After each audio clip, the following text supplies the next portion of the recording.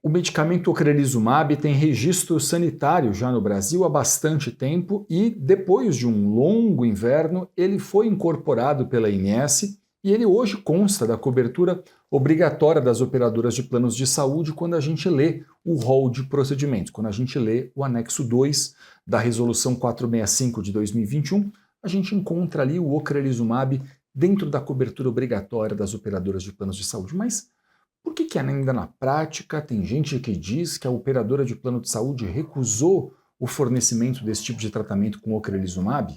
Eu sou Elton Fernandes, eu sou advogado especialista em plano de saúde, professor de pós-graduação em importantes instituições da área e autor de livro jurídico. Hoje eu vou tentar desmistificar um pouco para vocês sobre as regras do setor dos planos de saúde.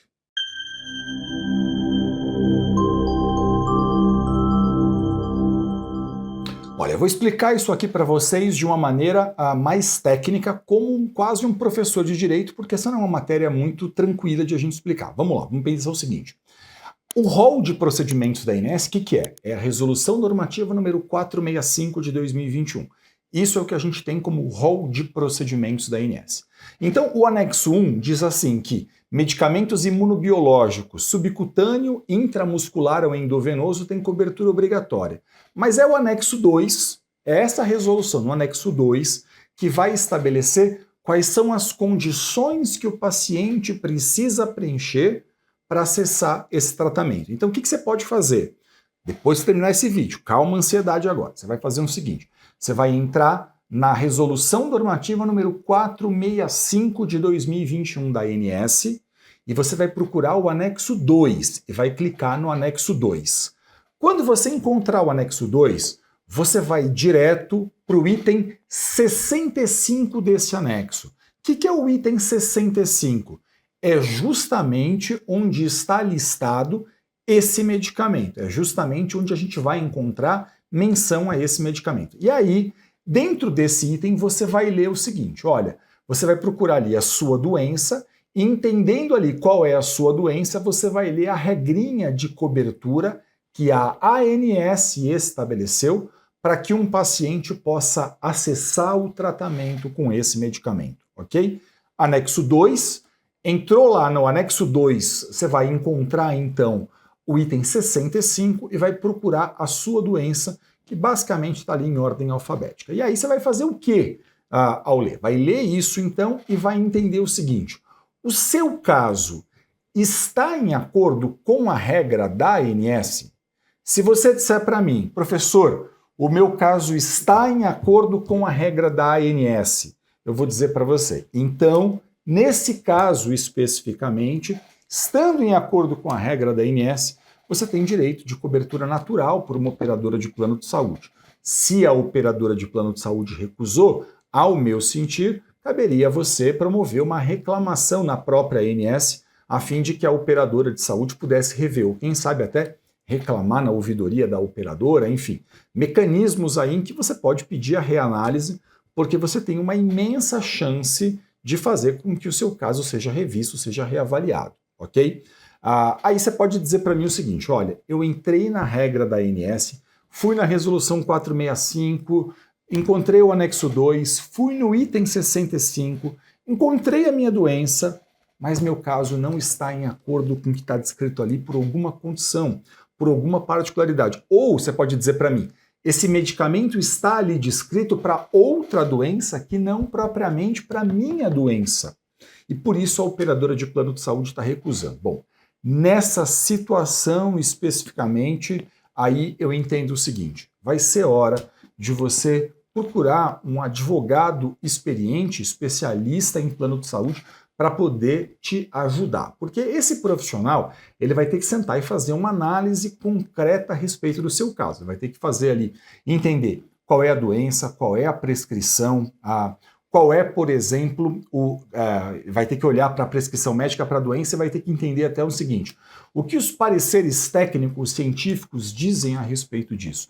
Porque essa análise, que às vezes ela até resvala muito numa análise técnica médica, vai ser, sem dúvida nenhuma, muito importante para um advogado fazer, para que ele possa saber como ele vai te ajudar. O que um advogado pode, numa situação como essa, fazer? Eu digo isso dentro da pós-graduação. Ele pode, por exemplo, primeiro, formalizar junto com você uma reclamação na INS, formalizar junto com você uma reclamação no plano de saúde, se você quiser, se o seu caso, por exemplo, está em acordo com a regra da INS, né? Porque a gente pode pensar o seguinte, de acordo com a regra da INS, compete à INS fiscalizar. Elton, não, meu caso não está em acordo com a regra da INS. Bom, então esse advogado que eu mencionei, ele vai ter que fazer uma análise mais técnica, mais científica sobre a prescrição, para saber, por exemplo, tem indicação técnica na bula? Não está na bula, mas está em acordo com a ciência? Essa análise é absolutamente essencial a você. Por que eu acho importante que você faça isso? É porque, veja, a lei dos planos de saúde atualmente, a lei 9656 de 98, ela diz que mesmo não estando, se um procedimento ou um tratamento não está em acordo com o rol de procedimentos da INS, mas está em acordo com a ciência, a operadora de plano de saúde deverá custear o tratamento. Veja, a lei chega a usar essa expressão, deverá, ok? Essa não é uma expressão que eu estou aqui utilizando sem que eu tenha pego ela de dentro da regra. Então, notem o seguinte, mesmo fora dessas condições estabelecidas pela ANS, mesmo que um tratamento, um procedimento não esteja exatamente em acordo com o rol de procedimentos da ANS, a lei ela está fazendo uma expressa menção de que, se não estiver no rol, mas estiver em acordo com a ciência, a operadora de plano de saúde deve fazer a autorização disso.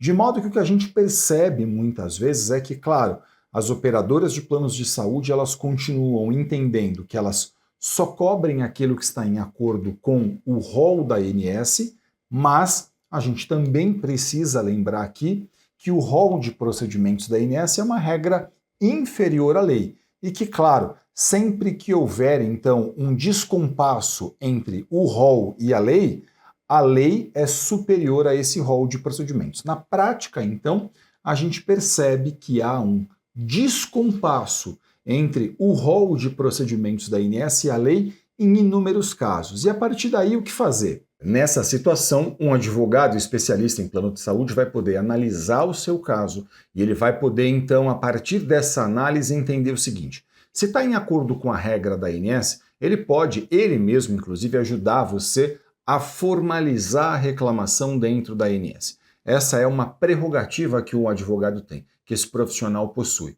E aí, claro, se não estiver em acordo com a regra da ANS, ele vai ter que entender o caso, analisar se é, por exemplo, a situação de mover eventualmente uma ação judicial contra esse plano de saúde, a fim de buscar no Poder Judiciário a cobertura desse tipo de tratamento. Okay? Então, essa é uma possibilidade que o advogado possui. E claro, você deve estar perguntando, mas será que se eu tiver, por exemplo, que mover uma ação, como é que isso funciona? Né? Como é que seria isso na prática? Isso não vai levar muito tempo? Deixa eu explicar um pouquinho para vocês essa questão. Olha, a ação judicial é um procedimento. Esse procedimento, por exemplo, ele pode ser feito com um pedido de liminar. O que é um pedido de liminar? Né? Um pedido de liminar é um requerimento que você faz a um juiz pedindo que ele determine desde logo, desde o começo do processo, o fornecimento do tratamento que aquela pessoa precisa.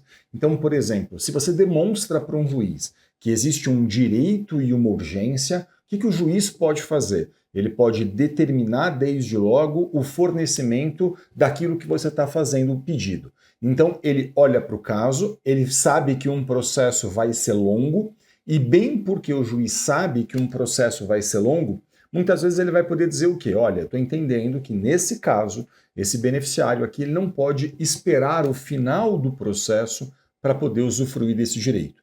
Então, entendendo que existe direito e que existe urgência, ele pode, então, determinar essa liminar. Ele pode conceder essa ordem liminar a fim de que a pessoa possa usufruir desse direito logo no começo do processo. Ele pode fazer isso a qualquer momento, né, a qualquer momento da ação judicial, mas é mais comum, por exemplo, que haja essa análise desde logo, desde o começo, a fim de que, demonstrando que existe direito, demonstrando que existe urgência, que seu caso está em acordo com a lei, que o relatório médico faz a indicação clara de que há uma urgência, de que o caso está em acordo com a ciência, por exemplo, ele possa então fazer a determinação disso. E note, Esse processo hoje, em todo o Brasil, é inteiramente eletrônico. Então, assim, do Oiapoque ao Chuí, não importa onde você esteja, um processo judicial é inteiramente eletrônico. Imagina que você mora na cidade de São Paulo e você vai conversar com um advogado de São Paulo. Esse profissional vai mover uma ação judicial eletrônica. Hoje existem até audiências que são feitas de forma eletrônica, embora nesses processos especificamente que envolvem plano de saúde, é incomum que haja a necessidade de uma audiência. Pode haver a necessidade de outras questões, outras provas dentro do processo, mas audiência, participação de audiência, não. Em geral, isso não é feito, mas, claro, é sempre muito importante que você converse com um profissional especialista em plano de saúde, a fim de que esse profissional possa analisar as particularidades do seu caso, entender se cabe ou não, qual o caminho vai percorrer, se entender que cabe, e esse profissional vai poder orientar você em acordo com as especificidades do seu caso.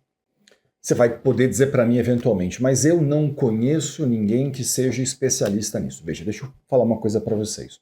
Hoje, essa consulta com o seu advogado pode ser feita até de forma online. E eu tenho muito orgulho de dizer para vocês que em todo o Brasil, nas pós-graduações em que eu leciono, a gente forma profissionais cada vez mais capacitados, especialistas nisso, capazes de olhar profissionalmente para uma questão como essa, capazes de fazer uma análise cuidadosa de um caso, a fim de poder entender quais são as possibilidades que a gente tem, quais são os caminhos que vão ser percorridos. Então, se você não conhece um profissional aí da sua cidade, por exemplo, você pode buscar isso pela internet, fazer isso online com um profissional, não tem problema nenhum, até porque, como eu mencionei para vocês, um processo que eventualmente tenha que ser movido um processo, essa ação será eletrônica, tudo correrá eletronicamente. Então, não importa se você está numa cidade e seu advogado está na outra cidade, se você está num estado e seu advogado está muito distante de você, porque tudo isso pode ser feito hoje de forma online,